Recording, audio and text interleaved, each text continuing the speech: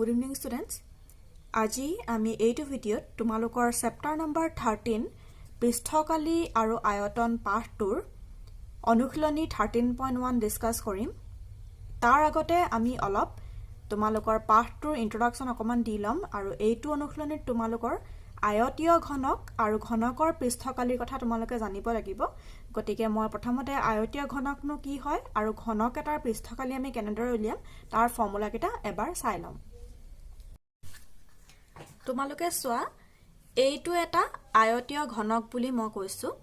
ইয়াক কিয় আয়তীয় ঘনক বুলি কোৱা হৈছে চোৱা, ইয়াৰ প্ৰতিখন পৃষ্ঠ, ইয়াত মুঠতে কেইখন পৃষ্ঠ আছে চোৱা, এখন, দুখন, এফালে তিনিখন, চাৰিখন, পাঁচখন আৰু ছখন পৃষ্ঠ আছে। আৰু প্ৰতিখন পৃষ্ঠ কি একোটা আয়তৰ নিচিনা দেখিবলৈ, হয় না? এটা সাইডে বেছি দীঘল আৰু এটা সাইডে অলপ ছুটি, তাৰ মানে দীঘ আৰু প্ৰস্থ আছে, এটা আয়তৰ নিচিনা, কাৰণে এই ঘনকটোক কোৱা হৈছে আয়তীয় ঘনক বুলি কোৱা হৈছে। এতিয়া এই আয়তীয় ঘনকটোৰ যদি আমি পৃষ্ঠকালি কেনেদৰে উলিয়াই চাওঁ তেনেহলে চোৱা, তোমালোকে প্ৰথমতে ইয়াত কি দেখিছা চোৱা, এইটো আমি ধৰিছো এফালৰ পৰা ইয়াৰলৈকে যেটো আছে যে পথালিকে, হেতু আমি কি বুলি ধৰিছো, প্ৰস্থ বুলি ধৰিছো। এইফালে যেটো আছে হেতু আমি দীঘ বুলি ধৰিছো, আৰু ওপৰলে ইয়াৰ পৰা ইয়াৰলৈকে যেটো আছে যে হেতুক আমি এইডখৰ আমি উচ্চতা বুলি ধৰিছো। তাৰ মানে দীঘ, প্ৰস্থ আৰু উচ্চতা হল। এতিয়া আমি ইয়াৰ পৃষ্ঠকালি কেনেকৈ উলিয়াম তোমালোকে প্ৰথমতে আয়তৰ পৃষ্ঠকালিলে মন কৰা। আয়তৰ আমি কালি কেনেদৰে উলিয়াম, দীঘ পূৰণ প্ৰস্থ, হয় না? এতিয়া তোমালোকে ইয়াত মন কৰা এই আয়তীয় ঘনকটোৰ একে ধৰণৰ পৃষ্ঠ দুখনকৈ আছে। এইখন এখন পৃষ্ঠ, এখন পৃষ্ঠ, একে ধৰণৰ পৃষ্ঠ, হয় না? এতিয়া এই পৃষ্ঠ দুখনৰ পৃষ্ঠকালি আমি কেনেকৈ উলিয়াম, দীঘ পূৰণ প্ৰস্থ,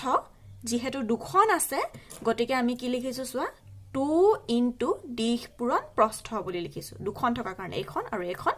দীঘ আৰু প্ৰস্থ থকা কাৰণে 2 ইনটু দীঘ পূৰণ প্ৰস্থ লিখিছো। তাৰ পাছত আমি আকৌ চাইছো চোৱা, এইখন এখন পৃষ্ঠ আৰু এইখন এখন পৃষ্ঠ, দুখন পৃষ্ঠ, আৰু এই পৃষ্ঠকেইখনত কি আছে তোমালোকে মন কৰা, এটো কি আছে, উচ্চতা আছে, হয় না? এই পৃষ্ঠ দুখন, এফালে আছে তোমাৰ উচ্চতা আৰু এফালে আছে তোমাৰ কি, প্ৰস্থ, হয় না? উচ্চতা আছে আৰু প্ৰস্থ আছে, আৰু যেহেতু এনেকুৱা পৃষ্ঠ দুখনকৈ আছে গতিকে আমি সেকেন্ডটো কি লিখিছো,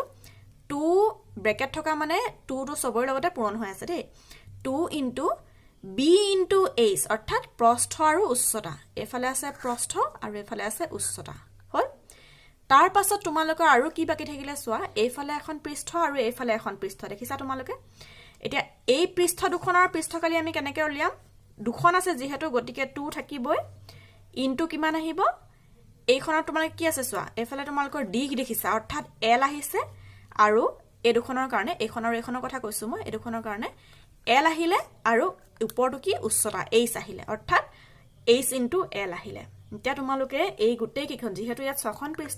পৃষ্ঠ আছে গতিকে গোটেই কেইখন তোমালোকে যোগ কৰিব লাগিব, তেতিয়া তোমালোকে আয়তীয় ঘনকটোৰ পৃষ্ঠকালিটো পাবা। আটাই নিশ্চয় বুজিছা।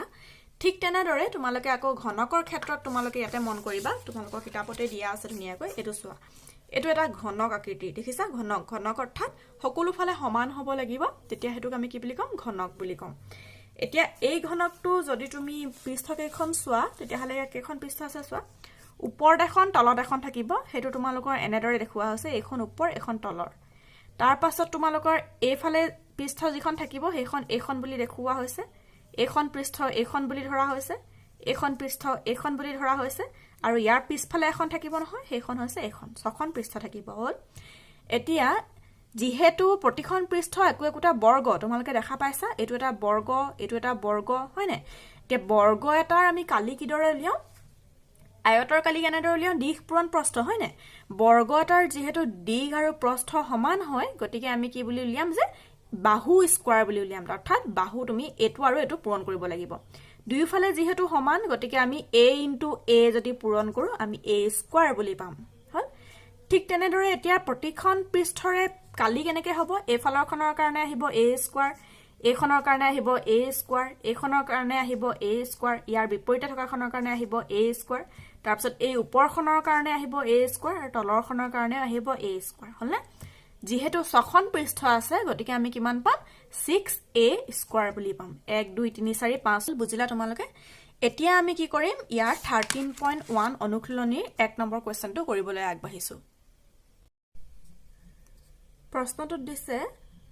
1.5 মিটাৰ দৈৰ্ঘ্য 1.25 মিটাৰ প্ৰস্থ আৰু 65 সেন্টিমিটাৰ গভীৰতাৰ এটা প্লাষ্টিকৰ বাকচ সাজিব লাগে ইয়াৰ ওপৰভাগ খোলা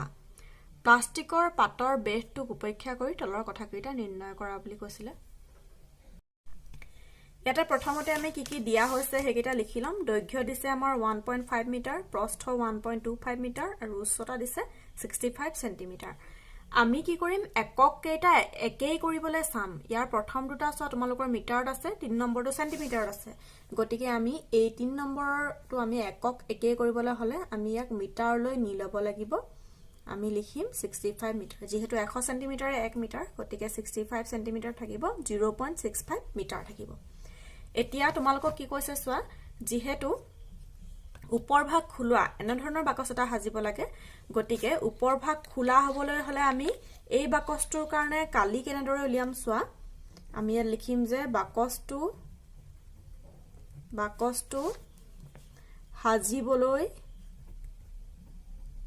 সাজিবলৈ লগা পাতৰ কালি কেনেদৰে আহিব চোৱা আয়তীয় ঘনক যদি হলহেতেন এটো সম্পূৰ্ণ যদি থাকিলেহেতেন তোমাৰ কেনেদৰে আহিলেহেতেন চোৱা 2 LB plus BH plus HL এটো হলহেতেন ফৰ্মুলা এটো হলহেতেন যদি এটো যদি ব্লক থাকিলেহেতেন অৰ্থাৎ এনেকুৱা ধৰণৰ যদি হলহেতেন তেতিয়া হলে সব ফালৰ পৰা বন্ধ তেতিয়া হলে থাকিলেহেতেন এটো ফৰ্মুলা এতিয়া আমাৰ কি হৈছে এনেকুৱা এখন পৃষ্ঠ নাই অৰ্থাৎ এই ওপৰৰ পৃষ্ঠখন নাই তাৰ মানে এনেকুৱা L length দৈৰ্ঘ্য আৰু প্ৰস্থ লগা এখন পৃষ্ঠ নাই এই ওপৰখন নাই গতিকে আমি এই ফৰ্মুলাটো কেনেদৰে লিখিম চোৱা ইয়াত প্ৰথমতে কি আহিব ওপৰখন নাই যেহেতু দৈৰ্ঘ্য আৰু প্ৰস্থ লগা গতিকে আমাৰ এনেকুৱা পৃষ্ঠ এখন আহিব আমি কি লিখিম LB বুলিহে লিখিম অকল এই ওপৰখন যেহেতু নাই গতিকে আমি অকল কি লিখিম অকল তলৰখন আমি ধৰিম তলৰখনত তোমালোক কি আছে চোৱা এফালে আছে তোমাৰ দৈৰ্ঘ্য এফালে আছে প্ৰস্থ হল L * B অকল এইখনহে আহিছে এতিয়া গতিকে আমাৰ এটো আহিলে এটা প্লাস আছে আমি প্লাস লিখিছো তাৰ পিছত প্ৰতিখন দুখনকৈ আছে গতিকে বাকি কেইখন আমি কি লিখিম 2 টো আমি ইহতৰ লগত পূৰণ কৰি মাল্টিপ্লাই কৰি এনেদৰে লিখিম HL এটো আহি গল আমাৰ ফৰ্মুলা এতিয়া ফৰ্মুলাটোত যদি আমি মান কেইটা বহুৱাই দিও তেতিয়া হলে আমি উত্তৰটো পাই যাম মান কেইটা তোমালোকে বহুৱাবা এতিয়া ইয়াতে চোৱা আমি এককটো কিহত লিখিছো মিটাৰ স্কয়াৰ লিখিছো যেহেতু আমি কি কৰিছো দুটা আমি মেজাৰমেন্ট লৈছো ইয়াত চোৱা লেংথ আৰু ব্ৰেথ যেতিয়া আমি দৈৰ্ঘ্য আৰু প্ৰস্থ লৈছিলো মিটাৰ দুখন আমি পূৰণ কৰিছিলো এটো মিটাৰ স্কয়াৰ হি যাব ঠিক তেনেদৰে প্ৰস্থ আৰু উচ্চতা যদি পূৰণ কৰা মিটাৰ আৰু মিটাৰ স্কয়াৰ হিছে